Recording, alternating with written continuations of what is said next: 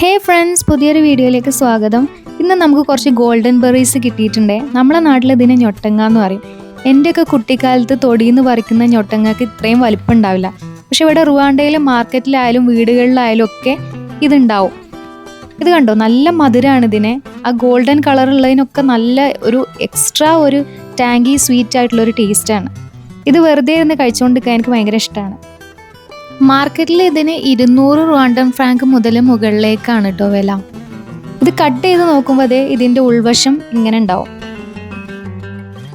ഇതാണ് കേട്ടോ കൂട്ടത്തിൽ ഏറ്റവും വലുത്. ഇതിന് ധാരാളം ഹെൽത്ത് ബെനിഫിറ്റ്സ് ഉണ്ട്.